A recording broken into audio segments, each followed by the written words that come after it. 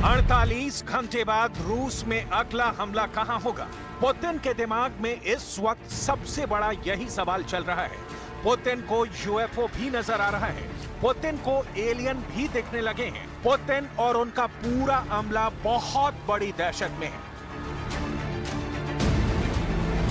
क्योंकि 48 घंटे के अंदर ही रूस और आसपास कुछ ऐसा हुआ जिसमें एलियन का नाम भी आया, यूएफओ का भी हल्ला हुआ और रूस की मीडिया ने कहा कि अब तो उड़न तश्तरी से कमांडो के उतरने का भी खतरा मंडराने लगा है।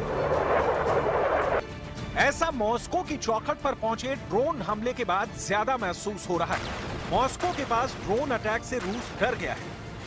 रूस का दावा है कि यूक्रेन के 3 ड्रोन से हमला किया गया, जिसमें एक इस अपार्टमेंट से टकराया। हमले में कोई हताहत नहीं हुआ। रूस का दावा है कि 3 ड्रोन यूक्रेन से मॉस्को की दिशा में उड़े। इनमें से एक बेलग्राद के पास एक इमारत से टकरा गया, जबकि बाकी 2 में से एक ड्रोन मॉस्को के करीब तक पहुंच गया था। साफ है कि ज़ेलेंस्की के पास अब लॉन्ग रेंज वाले ड्रोन आ चुके हैं, जिससे वो मॉस्को तक को निशाना बना सकते हैं। ऐसे में ये बात साफ है कि अब ज़ेलेंस्की की रेंज मॉस्को तक पहुंच चुकी है और दावा किया जा रहा है कि ज़ेलेंस्की मॉस्को में घुसकर पुतिन को मारना चाहते हैं।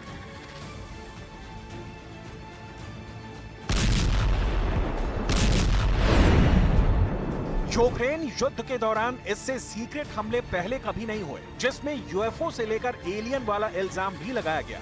एलियन वाला खौफ रूस ने इससे पहले शीत युद्ध के दौरान देखा था। अब ऐसे हमले का टारगेट मॉस्को है। टारगेट पर पुतिन के सबसे सीक्रेट हथियार हैं। टारगेट पर पुतिन का बहुत बड़ा शहर सेंट पीटर्सबर्ग भी है। देखा जाए तो रूस के अंदर घुसकर किए जा रहे हमलों ने पुतिन के होश उड़ा दिए हैं। इसीलिए पुतिन कह रहे हैं कि बॉर्डर को देखो, बॉर्डर पर ज़ेलेंस्की ने नजरें गड़ा दी हैं।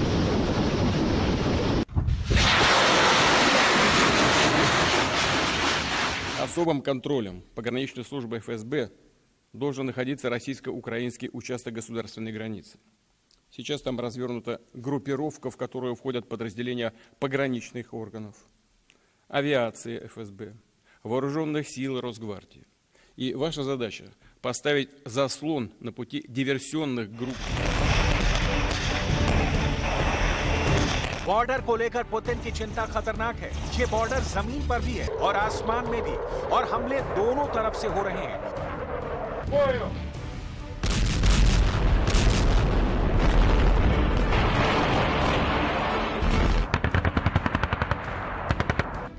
अब पुतिन को लगने लगा है कि अब यूक्रेन के बाद युद्ध की एंट्री रूस में हो रही है और पुतिन को घेरने के लिए 3 नाम चर्चा में हैं और इन 3 नामों के साथ यूएफओ और उड़न खटोले पर बहुत जोर है।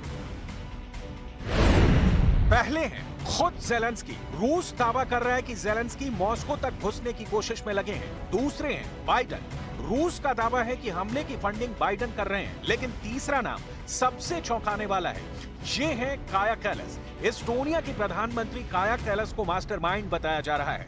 अब काया कैलस का नाम क्यों लिया जा रहा है, इसे बहुत गौर से समझना होगा, क्योंकि ज़ेलेंस्की के बाद यूरोप और नाटो का कोई एक ऐसा लीडर है जो पुतिन से सबसे ज्यादा नफरत करता है, तो वो है काया कैलस। काया कैलस का देश यानी एस्टोनिया के सरहद से सिर्फ 120 किलोमीटर दूर है रूस का बड़ा शहर सेंट पीटर्सबर्ग। पुतिन के इतने करीब अगर कोई पहुंच सकता है तो वो एस्टोनिया ही हो सकता है।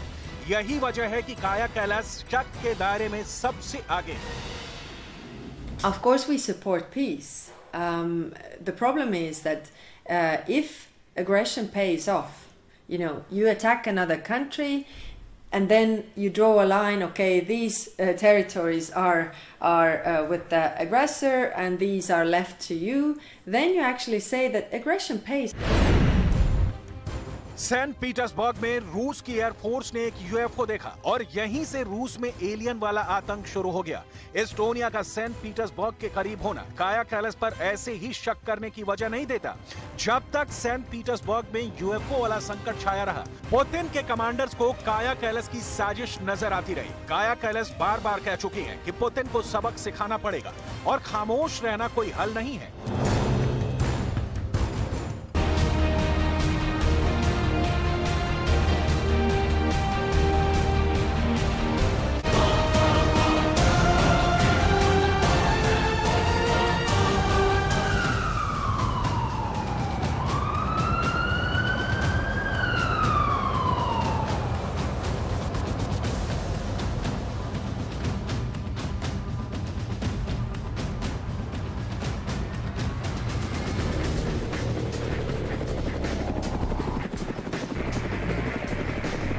इन दिनों क्रेमलिन की सुरक्षा ऐसे हो रही है।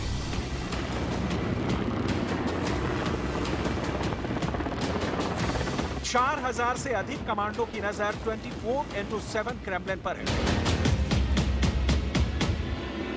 मॉस्को पर ड्रोन अटैक की कोशिश के बाद पुतिन के किले की सुरक्षा फुल प्रूफ है।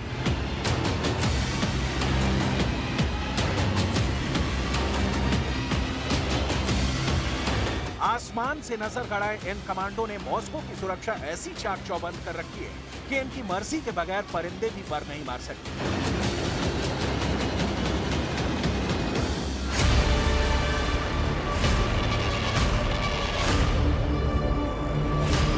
इनकी तैनाती से कई सवाल खड़े हो गए हैं।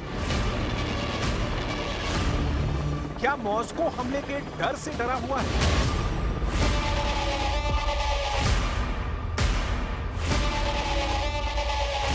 क्या क्रेमलिन की दीवारों में हमले का खौफ समा गया है?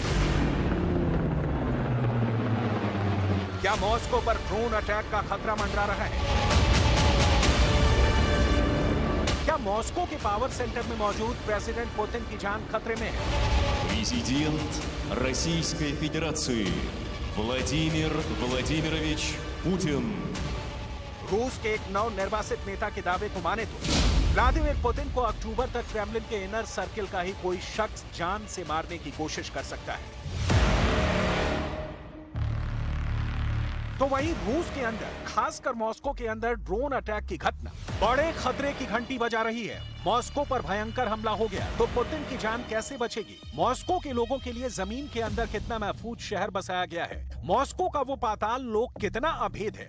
इसे देखने से पहले मॉस्को की धरती और आसमान में सुरक्षा का कितना सघन इंतजाम किया गया है, इसे देख लीजिए। जमीन पर मॉस्को के चारों तरफ 5 लेयर की सुरक्षा व्यवस्था की गई है। इस 5 घेरे में चक्रव्यूह को पार करना मुश्किल ही नहीं, नामुमकिन बताया जा रहा है। तो मॉस्को के सेंटर में मौजूद क्रेमलिन की सुरक्षा ऐसी है कि इस किले के पास जो भी आएगा मारा जाएगा।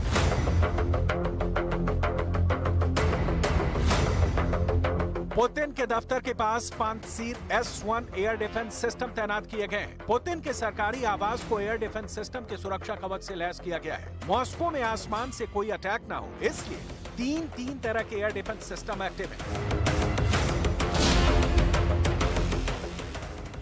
पहला है पांत्सीर S-1, दूसरा S-400 एयर डिफेंस सिस्टम और तीसरा है S-500 एयर डिफेंस सिस्टम। इन तीनों एयर डिफेंस सिस्टम को मॉस्को की सुरक्षा में तैनात किया गया है।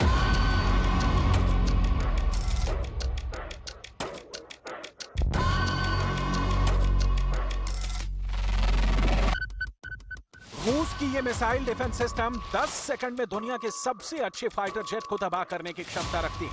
यही वजह है कि रूस के लोग इसे टर्मिनेटर कहते हैं और दुनिया S-400 के नाम से जानती है। बड़े बड़े ट्रकों में लगे ये रॉकेट लॉन्चर मॉस्को की सुरक्षा में तैनात है। इसके अंदर दुनिया की सबसे खतरनाक मिसाइलें हैं, जो 30 किलोमीटर की ऊंचाई और 400 किलोमीटर की दूरी में किसी भी टारगेट को भेज सकती हैं। एक ही समय में ये 400 किलोमीटर तक 36 टारगेट को एक साथ मार सकता है। इसमें 12 लॉन्चर होते हैं, जिससे ये एक साथ 3 मिसाइल दाग सकता है। S-400 की सबसे बड़ी खासियत इसका मोबाइल होना है, जो तैनाती के सिर्फ 5 मिनट के अंदर फायर करने के लिए तैयार हो जाता है।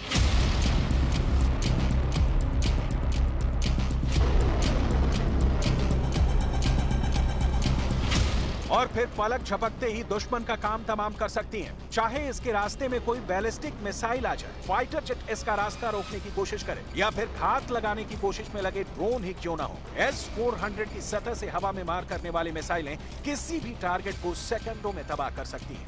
रूस की एक न्यूज वेबसाइट रीडोवका की एक रिपोर्ट ने चेतावनी दी कि यूक्रेन की धरती से मॉस्को पर बड़ा हमला हो सकता है। इसके पीछे जो तर्क दिया गया है, उसके मुताबिक यूक्रेन के पास पहले से ही 1000 किलोमीटर तक हमला करने वाले ड्रोन हैं, जिसका मतलब है कि मॉस्को पर फिर हमला हो सकता है, क्योंकि कीव से मॉस्को की दूरी करीब 862 किलोमीटर है।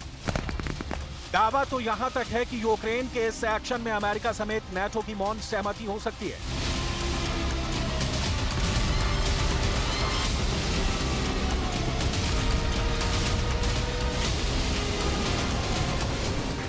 ऐसा क्यों दावा किया जा रहा है कि रूस पर हमले का साया मंडरा रहा है? इसे लेकर 5 ठोस वजह पेश की गई हैं। वजह नंबर 1, यूक्रेन से उड़ा एक ड्रोन मॉस्को के करीब तक पहुंच गया था। मॉस्को के काफी करीब पहुंचने का मतलब है मॉस्को पर भी हमला हो सकता है। वजह नंबर 2, यूक्रेन की राजधानी कीव से 800 किलोमीटर दूर रूस का रयाजान मिलिट्री बेस पर हमला हो चुका है। वजह नंबर 3, कीव से 800 किलोमीटर दूर रूस के कुक्स एयरफील्ड पर ड्रोन अटैक हो चुका है। वजह नंबर 4, यूक्रेन की राजधानी कीव से 1090 किलोमीटर दूर रूस का सारातोव मिलिट्री बेस पर हमला हुआ है, जहां रूस के परमाणु बम होने का दावा किया जाता है, क्योंकि सारातोव में रूस का एंगल्स एयरबेस है। एंगल्स एयरबेस पर हमला कर यूक्रेन रूस के 2 न्यूक्लियर बॉम्बर को नुकसान पहुंचा चुका है। वजह नंबर 5, दावा किया जा रहा है कि रूस के अंदर यूक्रेन की स्पेशल फोर्स पहुंच गई है। अगर यह दावा सच साबित हुआ तो रूस पर बहुत बड़ा खतरा मंडरा रहा है। रूस में आत्मघाती हमलों की आशंका बढ़ गई है। रूस में आत्मघाती हमलों की आशंका बढ़ गई है, क्योंकि यूक्रेन के स्पेशल फोर्स को अमेरिका की सील और ब्रिटेन के SAS कमांडो ट्रेन कर चुके हैं। ज़ेलेंस्की के कमांडो ब्रिटेन में रहकर स्पेशल ट्रेनिंग लिए हुए हैं। यही वजह है कि पुतिन की टेंशन बढ़ गई है। रूस की स्पेशल फोर्स स्पिट्ज़नाज़ अलर्ट पर है। साथ ही साथ रूस के न्यूक्लियर बॉम्बर खतरे में है। वॉल स्ट्रीट जर्नल की एक हालिया रिपोर्ट में यह भी दावा किया गया है कि पुतिन ने पश्चिमी देशों की निगरानी के डर से इंटरनेट बंद कर दिया है। पुतिन इंटरनेट का इस्तेमाल नहीं करते। इन दिनों जानकारी के लिए वो पूरी तरह अपने निजी सलाहकारों की रिपोर्ट पर निर्भर है। रूस से खबर आई है कि पुतिन ने देश भर में मौजूद हजारों बम शेल्टर को आधुनिक बनाने का आदेश दिया है।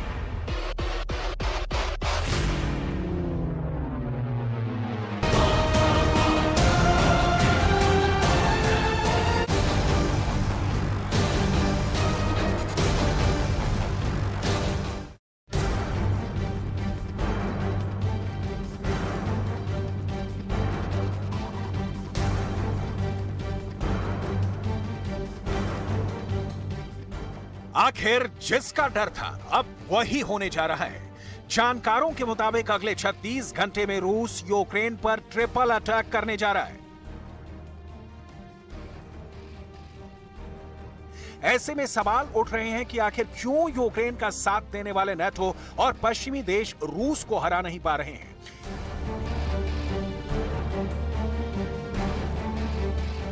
एक साल की खूनी जंग के बाद आखिर ऐसा क्या हुआ है कि अब रूस के साथ बेलारूस और चीन जंग करने जा रहे हैं।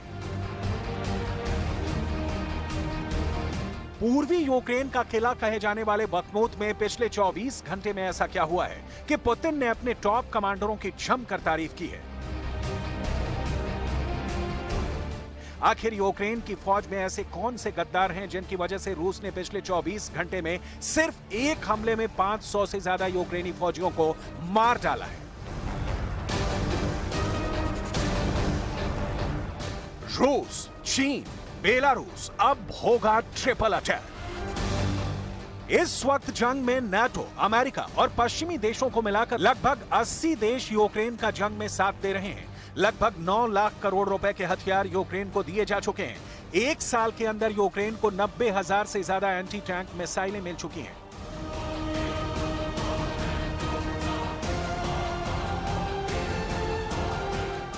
लेकिन हैरानी की बात यह है कि पुतिन का रूस एक साल में हारने की बजाय जीतता रहा है। और अब तो ज़ेलेंस्की के लिए 3 तरफ से बुरी खबरें आ रही हैं। अगर ये खबरें सच हैं, तो अगले 36 घंटे के अंदर यूक्रेन पर ट्रिपल ताकत से हमला रूस करेगा। और अगर रूस ने 3 गुना ताकत के साथ हमला किया, तो फिर ये मानकर चलिए कि दुनिया तीसरे विश्व युद्ध की तबाही जरूर देखेगी। पहले आप ये जान लीजिए कि रूस की तरफ से होने वाले ट्रिपल अटैक को लेकर यूक्रेन, नाटो और अमेरिका इतना ज्यादा खौफ में क्यों है। कुछ दावों के मुताबिक जंग में रूस का साथ देने के लिए चीन और बेलारूस तैयार हो चुके हैं। चीन रूस को भारी गोला बारूद और हथियारों की सप्लाई करने जा रहा है। खबरों के मुताबिक चीन के बेहद धाकड़ नेता माने जाने वाले शीर्ष राजनयिक वांग यी पुतिन से मिल चुके हैं। हैरानी की बात तो यह है कि चीन के शीर्ष राजनयिक वांग यी की पुतिन से 72 घंटे पहले मीटिंग हुई थी और अब इस मीटिंग के 72 घंटे के अंदर बेलारूस के राष्ट्रपति अलेक्जेंडर लुकाशेंको चीन पहुंच चुके हैं। बेलारूस के राष्ट्रपति अलेक्जेंडर लुकाशेंको चीन में 3 दिन के दौरे पर हैं, जहां वो चीन के राष्ट्रपति शी जिनपिंग के साथ मिलकर रूस का साथ देने के लिए प्लान बनाने वाले हैं। ऐसी खबरें आ रही हैं। इस मीटिंग के खत्म होने के बाद चीन के राष्ट्रपति शी जिनपिंग रूस के राष्ट्रपति पुतिन से मिलने वाले हैं। ये मीटिंग रूस में होगी।